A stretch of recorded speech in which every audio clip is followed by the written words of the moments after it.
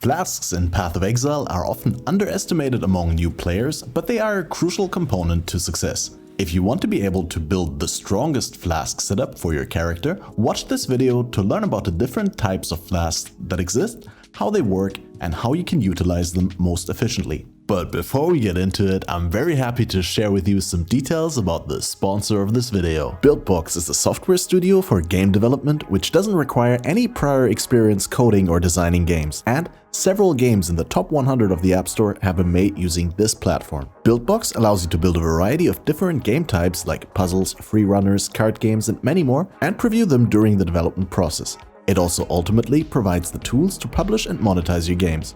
It's super easy to get into game creation with this. You can download the software for free and just log in using one of your existing social media accounts.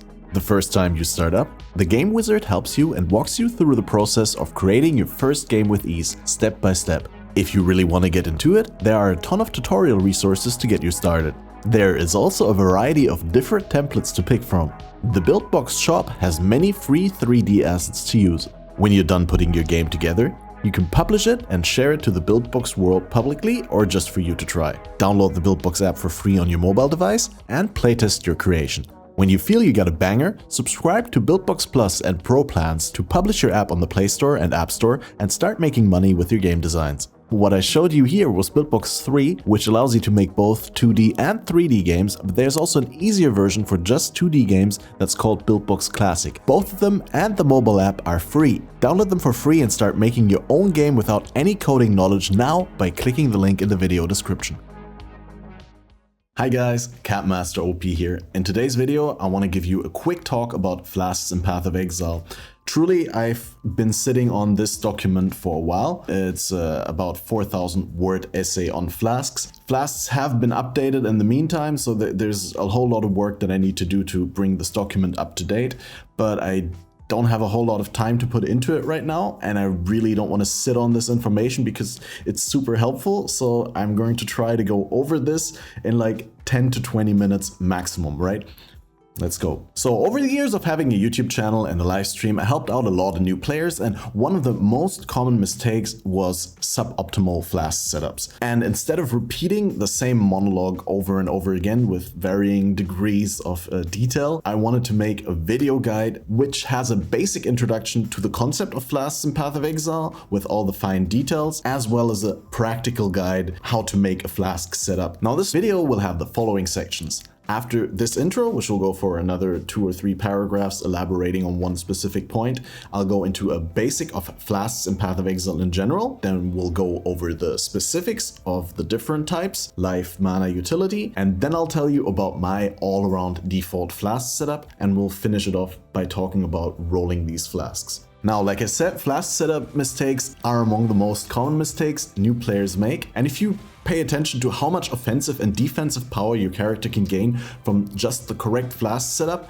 it's kind of understandable that some new players get very frustrated over the difficulty in the game because, you know, the more mistakes you make building your character, the harder the game goes, the harder it is to clear packs and boss monsters, and the harder it is to make progression. Path of Exile is very hard and unforgiving, but if you set up your character correctly, it takes off a lot of the pressure and the challenge, and I think Flasks are a big part of that, especially during leveling. So let's start by catching everyone up with the basics of Flasks and Path of Exile. Now, in Path of Exile, characters can have 5 Flasks equipped, and each base Flask type has its individual stats. It's what type of effect it grants, it's either recovery or utility, how long it goes, the duration, how many charges it costs for using, the charge cost, and then how many maximum charges it can hold in total. So how many times you could use it without generating charges in between when it's full from the start. Flasks can also roll a number of prefix and suffix mods, but unlike other items, they can only have 1 prefix and 1 suffix each. The prefixes augment the base properties of the Flasks, whereas the suffixes always grant a secondary effect for the Flask duration or on Flask use. Flasks can only be normal, magic, or unique, but they cannot be rare because they can only have 1 prefix, 1 suffix, and Flasks can also not be corrupt. Now, Flasks do not only cost charges when you use them, but they can also regain charges. Namely, when the player enters a town or a hideout, all your flasks are automatically fully recharged per default. This can be deactivated in private leagues for additional joy. Then of course, killing monsters grant charges based on the rarity of the monster and whether it's in the early acts, later acts, or in maps. There's a Pathfinder Ascendancy passive for passive charge gain. There are a number of ways to gain charges on critical strike, and there's a prefix to gain charges when you're hit by an enemy. Just like other items, flasks can have quality. You use Glassblower's baubles to increase the quality of a flask. Quality on recovery flasks increases the amount of life and or mana recovered by that percentage, whereas utility flasks gain increased duration instead. This stacks additively with other sources of increased flask effect duration. Baubles can be bought for 8 blacksmith whetstones each, which in turn can be bought for 3 armor scraps each at the town vendor NPC. Flask stats can be modified by flask modifiers on passive skills and equipment, and modifiers to effect. Binary stats such as phasing and onslaught do not benefit from modifiers to flask effect at all. You can benefit from all your flasks at the same time, but flask effects from the same type flasks will not stack. The same holds for suffixes that have the same effect. Those will not stack, even if they're on different flasks. Unique flasks are a very big topic that we'll go over in a different video. I will not cover unique flasks in this video at all, but if your build wants to use a specific unique flask, your build guide will probably tell you. So the one most important thing I can say about flasks is that flasks are essential and they are often underestimated. In most cases, they make up a major part of a character's offensive power, damage mitigation, utility, and sustain. Flasks are also often the only way for builds to deal with ailments and debuffs such as bleed, poison, shock, freeze, chill, ignite, curses, and so on. As mentioned in the beginning, flasks can be divided into 2 major categories. We have recovery flasks and we have utility flasks. Recovery flasks recover life or mana or a combination of both. Utility flasks grant a temporary bonus depending on the flasks. Recovery flasks end their effects if maximum unreserved life or mana is reached. Now let's go over a few things that are important to know for life flasks. The flask tier progression is very important. The life recovery per second goes up dramatically each tier. Flask life recovery is essential to surviving, especially if you can roll a prefix that grants instant recovery. Remember to upgrade your flasks at level 3, 6, 12, 18, 24, 30, 36, 42, and 60. From the start in the game up to Hallowed Life Flasks, every tier is strictly better than the previous tier. Divine Flasks grant more total recovery and recover at a higher rate than Hallowed, but they use 15 charges out of their maximum of 45 instead of 10 out of 30, so you get to use them less frequently. Sanctified and Eternal Life Flasks grant less total recovery than Hallowed or Divine, but at a higher recovery rate. For prefixes on Life Flasks, we're particularly interested in instant recovery because it massively boosts your survival to be able to instantly recover life at the press of a button, as opposed to having to wait for a second or 2 or 3 until the recovery takes place. There's Seething, which massively reduces the total amount recovered, but grants instant recovery. There is Bubbling and the tiers below, which reduce the total amount recovered, but give you half of the recovery instantly and speed up the rest massively. And there is Panicked and the tiers below it, which reduce the total amount recovered as well, but a smaller amount than Seething, and grant you instant recovery when on low life. Low life is 50% life or below. I will go over suffixes when we talk about my optimal flask setup, but you can get immunity to bleeding and corrupting blood, to shock, to freeze and chill, to ignite, to poison, all for a fixed number of seconds. Most people will want to have bleed and corrupted blood immunity on their life flask, or another damage over time like ignite or poison. Now with mana flasks, same as with life flasks, the flask tier progression is very important, but your survival doesn't depend on it, so you don't prioritize it as much as the life flasks. Since your flask effect generally ends as soon as your pool is full, you might want to stall progression as long as you can to sustain well. For the same reason, instant recovery is not as useful on mana as it is on life. Generally, you want to reserve most of your mana and sustain within a small pool only.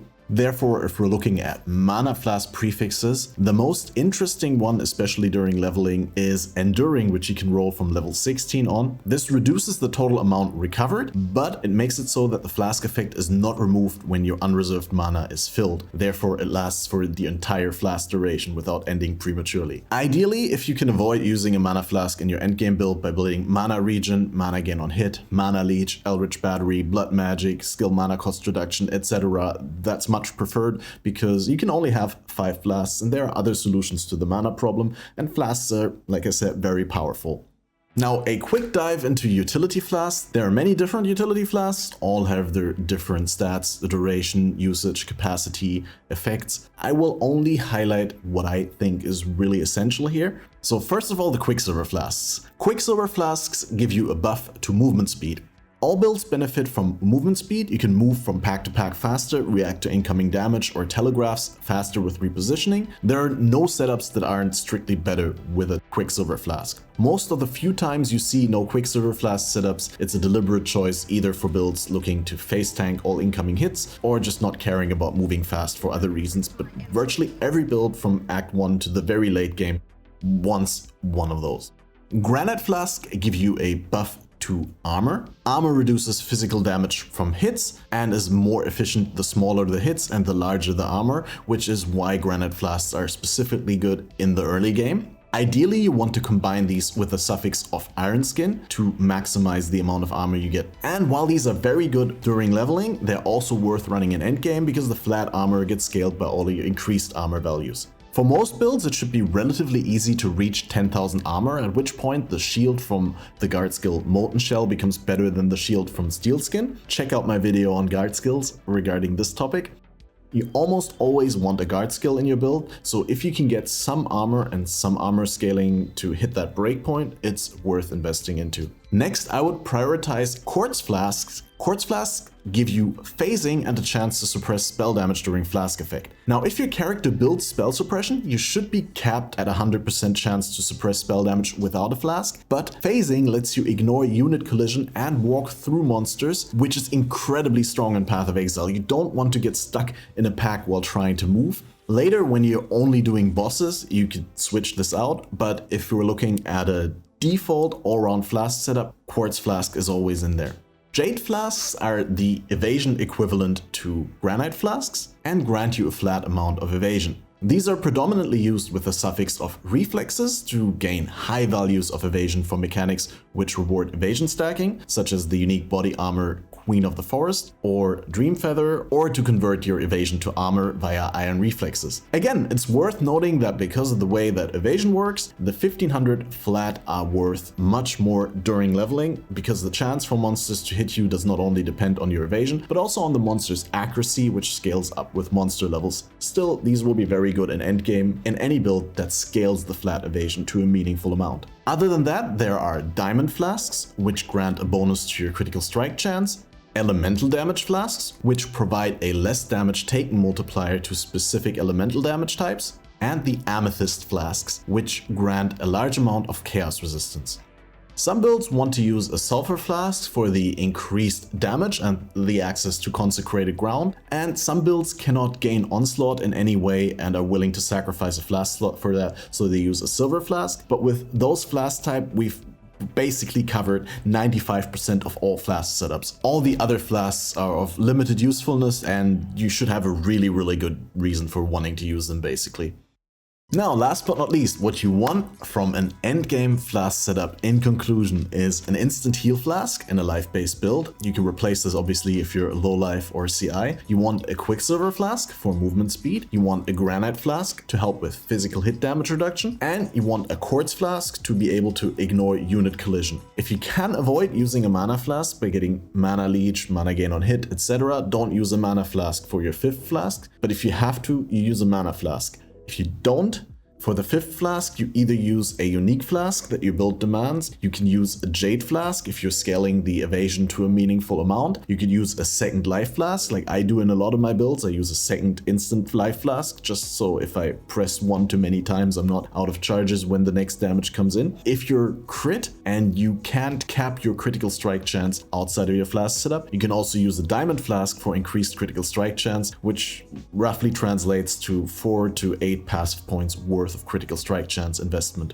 For the suffixes in your flask setup, you want a bleed remove / immunity, a shock remove or immunity, a freeze or chill remove and immunity, and preferably also an ignite remove if you don't have meaningful amounts of chaos resist, a poison remove, and eventually curse effect reduction. You can already see those are more suffixes than you want, so you definitely need to deal with these things outside of your flask setup as well. For example, once you can get corrupted blood cannot be inflicted on you on a corrupted jewel or from the masteries on the passive tree, and you combine that with a corrupted ring that says bleeding cannot be inflicted on you or some other way of getting 100% chance to avoid bleed, you can replace the bleed suffix with something else like ignite or poison. Similar if you get freeze or shock immunity via jewels or the various other ways you can get those. Try and get these in other places in your build and then replace the flask suffixes so that eventually you'll be able to deal with all of these things. Also note that nowadays curse remove is not very useful on the flasks because you can only remove the curses punctually on pressing the flask, but the flasks will not grant you any immunity to curses. So to deal with curses, you want to go for reduced effect of curses on you on a flask suffix and combine that with another source of that stat, either on a ring craft or on the passive tree, so that you end up reducing the effect of curses on you by a large amount or to completely zero. And now, just a handful of tips and tricks to go with rolling the flasks. When you roll flasks, remember you can always utilize beast crafting. With Einhai, you can roll a low version of the exact immunity suffix that you want, assuming you have captured some stupid beasts. You can press H to bring up a panel in which you can check out what beasts you have without traveling to the menagerie. Generally, I try rolling my instant life flasks first as they are most important to my survival. Always apply quality to the flasks first while they are still normal, because it takes less currency to raise the quality of normal flasks versus magic or unique flasks. Then I try to roll the instant recovery prefix with a useful ailment suffix. If I hit a useful suffix without a prefix, I then augment for a chance to hit the instant recovery. And if I hit a good instant recovery mod without a suffix, I'll keep it until I finish my other flasks and then beastcraft the missing immunity. If I'm low on currency to roll my flasks, I'll generally be a little bit more lenient and a little bit more flexible with what flasks I end up using. And if I have a lot of currency, then I'm very stubborn and I have my mind set on very, very specific flasks. One last very important thing, make sure that you turn in the Mercy Mission quest when your character is level 4, because the item level of the flask that you get as a quest reward depends on your character level, and it ranges from 3 to 5, I believe, or 2 to 5. Anyway, when the flask is level 4, there's only exactly 4 mods possible that you can roll on the utility flask, and that's stun recovery, additional elemental resistance, freeze and chill immunity, and reduced effect of chill and reduced duration of freeze. Generally speaking, you want the freeze and chill immunity at this point, because getting frozen in place is a death sentence, and at the very least you want this until you're in Act 2 and you're able to use Arctic Armor for the freeze immunity, but most people will use this all the way. That sums it up about right. Looking forward to seeing you guys on the live stream and on the next video. Tell me what you think in the comments down below. Thanks to you for watching this long. Thanks to the people who keep renewing their subscriptions, and thanks to the people who support me on Patreon. I'll see you in the next video. Bye bye.